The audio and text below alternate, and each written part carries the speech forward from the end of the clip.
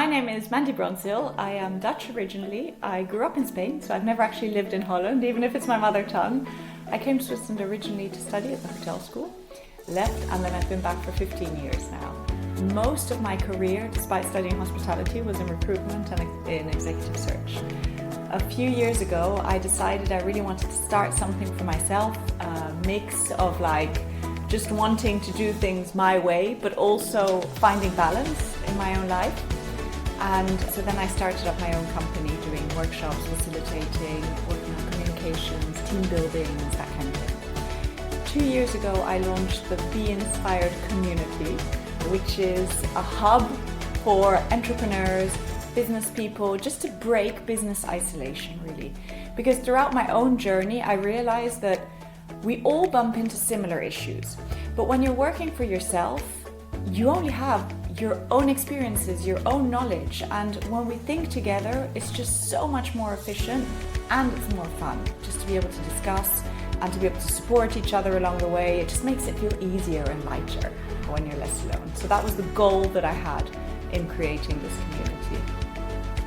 I'm curious about business isolation. Can you speak a little bit more to, was there any specific examples when you felt that, and what do you do to help overcome that? I think we have to take a step back a little bit there. Even just as a person growing up, I was extremely shy. And I always felt weird or different, And then as I grew up, and specifically as I moved into recruitment, where you get to ask people questions all the time. You need to ask people questions, and I love that. And that's when I realized, actually, almost everyone feels different. And, they don't quite fit in. It's actually a really common feeling. So that's really when I started to realize we should be speaking more about these things. Because actually when someone tells you about how they're feeling a little bit differently or how they're seeing things differently, that's where the value lies. That's where really their essence lies and their strengths, except we're trying to fit in. So we undermine it.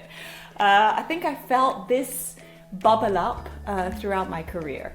And then becoming an entrepreneur, it's exactly the same thing. And there you need to find, who am I in this world? What's my professional identity? If you're an entrepreneur more than ever, you need to know what you stand for.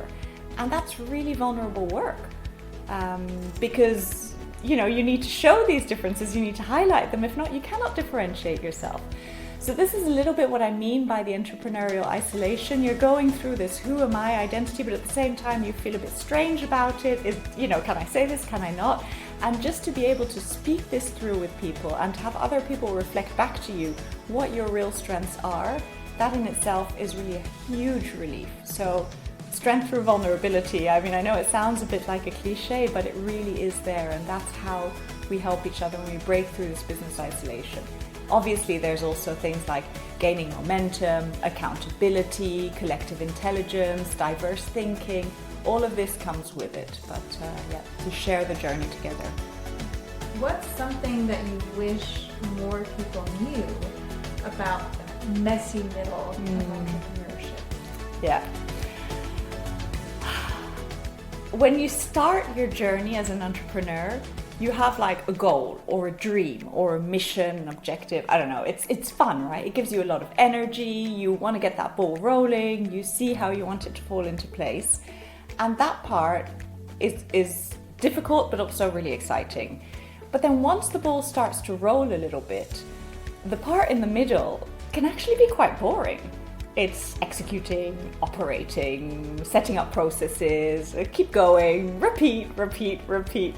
And in that process, you're going to bump into very common obstacles like your first unhappy client, the invoices that you need to chase up, all of these things that you just have to do. And they're sort of in the middle, and it's vague because in the beginning you start and you see progress, but then once you're in that middle part, it's slower. And you don't really know, are you progressing? Are you moving back? Are you moving forward? You're doing all of this a bit repetitive work. So it does feel like it's this messy middle where you don't have the energy anymore. You're sort of just working on your processes and you're not quite clear on what's happening. But that's part of it. And that is growth as well. And I think it's actually the part where you really, really need to stick to what you're doing. Keep going, reconnect with your purpose, remember your why, and just trust that it's gonna go in your direction. It's gonna go one way or another. It's gonna work out the way it should do. What helped you keep that momentum? Or is there anything that's been particularly helpful for you? What's helped me keep momentum is really remember, why am I doing this? Why do I care? What impact does this make in people's lives? And that's why starting up this community has been so extremely rewarding for me, because I see how it's not just me that grows, actually, it's all of us together that grow in all kinds of different directions. And so remembering why I'm doing this helps me go through the messy middle. Can you share one truth or mindset shift that has carried you through some of the hardest parts of the founder? One of the biggest mindset shifts that I had to make was just to be kinder to myself. To start speaking to myself like I would speak to my friends or to my children or colleagues. I would never have spoken to other people the way I was speaking to myself before that, and that has been the biggest mindset shift, because that has also allowed me to deal with, for lack of a better word, failures. You try something, it doesn't work out. And I like to reframe failure as the first attempt in learning. I got that from a friend of mine and it really stuck. So failure is not a bad thing, but just bumping into an obstacle, not necessarily knowing how to go about it, trying, testing, figuring it out. The fact that I cut myself a break and I speak to myself encouragingly rather than, oh, you're so stupid, oh, you didn't know how to do this, you're not the right person for this, has been the biggest mindset shift for me. Yeah.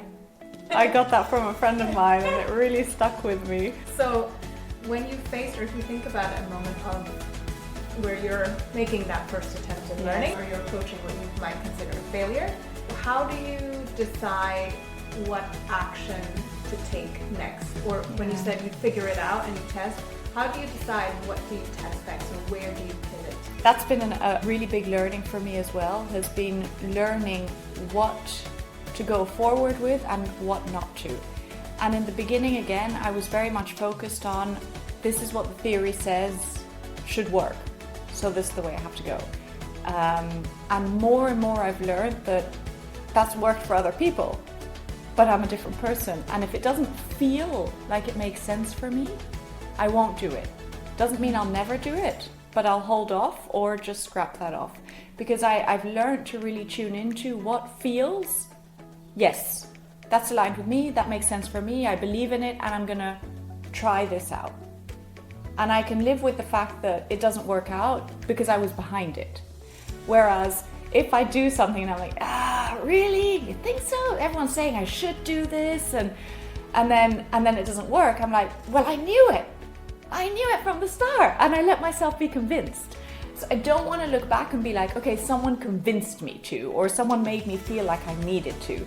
I always listen. I'm super curious to hear ideas and input. But at the end of the day, I'm going to really tune into myself and be like, okay, does this feel like, if it doesn't work, I won't have that feeling of I knew it.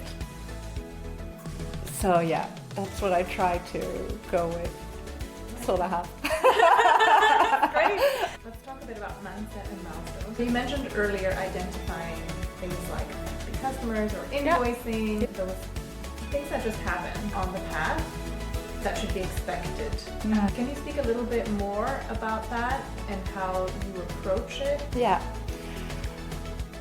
So the milestones, as your business grows, there are the nice ones, which is, you reach a certain amount a month, you have a certain amount of customers, and that's great. They're positive milestones. You're going to see them on your journey, but you're also going to see the negative milestones on your journey. And much as we don't like them, they are still growth. If you have no customers, you cannot have an unhappy customer. So these negative milestones, I realized in the beginning, and I hear a lot around me, hold us back. I don't want an unhappy customer. I don't want someone to unsubscribe from my mailing list. I don't want to try and host an event and then no one shows up or one person registers. The dreaded one person that registers. If it's no one, you just cancel it and no one even knew. But these are things that are going to happen, and they also show growth. So for me, the way I've tried to deal with it is I speak a lot about this concept of BS bingo. So these are things that scare us, that we allow to hold us back or to not take the risks. Don't want to take the risk of doing this way because maybe people won't like it.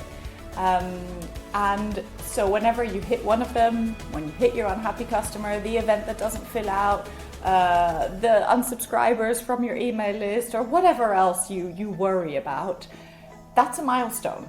So, okay, it hurts, but you get to check one off your list. And the more you're checking off your list, they're all not great, but the more you're checking off, the more you're growing and the more experience you have. So yeah, that's how I try to look at it, and just keep pushing forward and know that I need to take the risks, and they might not always pan out, but I have to learn and I have to pass through it. You spoke about, you just kind of have to keep then your head down regardless to continue and to make progress. What advice would you give somebody who's stuck maybe in the belief that progress has to be this massive, sweeping big step in order for it to be meaningful? Yeah. So progress, indeed, we feel like it has to be this huge step or this huge milestone. If not, it's nothing.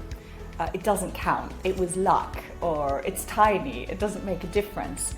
And for me, what I've really learned is that Rome wasn't built in a day. You have to take step by step by step. And this can be a tedious process, and it can really test our patience, and we feel like we're not moving. But in fact, I really try to keep in mind that we are moving. Typically working on content. So I think this for every entrepreneur is tough, right? You need to write another post, you need to do this. And so every now and then I'm like, oh my God, who cares if this post goes out or not? It's not important in the bigger scope of things, of what I'm trying to reach. But actually, every tiny little thing has to work together, and it has to work as a whole. And if I take this tiny thing away, and that tiny thing away, and that tiny thing away, I have nothing left. So I really try to focus on the fact that they need to work together, they are all important, and that I'm just taking one step after another. I can give you a very silly example, but I do this a lot at home. So I have children, the house is always a mess, and I don't like tidying up. So, that's just the way it is. And when I see the kitchen that's just like a massive mess in front of me, I apply exactly this same logic that I apply to my business. Is I'll take one glass and put it in the dishwasher and say, it's already better. And then I'll take another glass and put it, it's already better. I have one less thing to do. And so the fact is that helps me, like it is. I can't deny that there is now less to do, even if it's marginally less.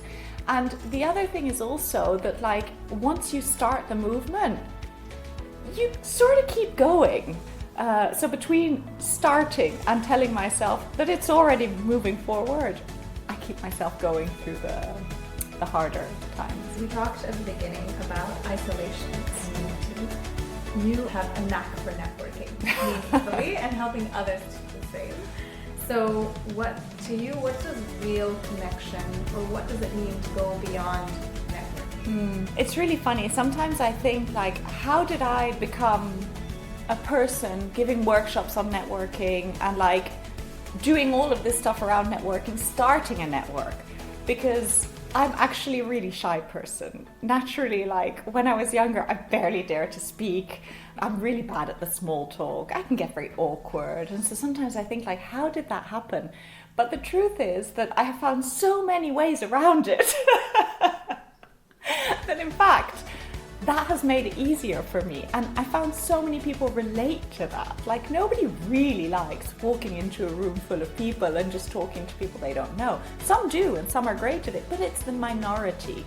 And so I think going beyond networking is really not focusing too much on the small talk, not worrying too much about, what am I going to get out of this? How am I going to monetize this relationship and focusing more on like, who is this person in front of me? What motivates them? How did they end up doing what they're doing? And just showing genuine curiosity and listening. And I found that the rest comes naturally. And so that's really the foundation on what we build together. We start by thinking together, by collaborating together. And then people start working together, because when you like each other, well, of course you're going to work together. It's the natural choice. So yeah, I feel like it's a nice consequence, but it cannot be your focus. It's the wrong focus. So can I ask you about the flip side of that? Yeah. Which is, what if you lean too hard into that and it feels like an interview? Any sort of tips or so around how to strike the balance? Indeed, I always say to people, you have to ask questions, show interest and lean into your curiosity. But we also need to pay attention to our intuition. Often we feel that when we ask a question and someone's surprised, we feel this. So then we can pretend like we didn't notice anything, which is sort of like often a go-to move. Or you can say, I didn't mean to make you uncomfortable with my question. I was just curious, but don't feel obliged to answer it at all. Sometimes I just ask too many questions. So you can say something like that. I often say address the elephant in the room, because everyone can see it. And the moment that you just talk about it, it loses its power and it neutralizes. And actually that strengthens the connection. Don't be rude, obviously. Follow your curiosity, but also follow the connection that there is with the person, and react when you feel like, oh, I didn't mean to make you feel uncomfortable. What's one thing you've learned about leading a community of entrepreneurs? What I've learned about leading a community of entrepreneurs is to really listen and to stay connected to what is needed, and to be simple and straightforward. So to elaborate on that, maybe when I first started, I had in my head, I want to do X, Y, Z, I had this whole plan. And then when you start, you get confronted with the reality. For example, I started by holding mastermind meetings once a week. So once a week we had a mastermind meeting on Mondays, and then Wednesdays we had, twice a month we had a workshop. So that's 6 events in a month. But in fact it was too much. What I was doing was I was filling in value, and I was desperate to make it relevant for everyone, but in fact it was just too much, and it didn't give people the time that they needed to actually work on their business and to consolidate. So someone suggested to me, when I said to them, I feel like we're doing a lot, does it still make sense? Someone suggested to me, well, why don't you just do the meetings twice a month? On the alternate Mondays you hold a workshop. And I thought, well, that's great. So just really sharing why I'm doing what I'm doing, listening to what I'm hearing back, and then again following that intuition of, does that make sense to adapt or not? So make sure it's relevant by sharing and by listening to the information, and letting go of control. It doesn't need to be my way. I mean, it's just an idea, but it doesn't have to be that way, and being okay with that. It feels like it came full circle, because when I asked you why you do this, you started with, well, I wanted to try to do things my way as well, and yet it's also this process of letting go and following what you're hearing and listening to your audience. I think actually that's really interesting. I think my way has always been very simple and practical and flexible.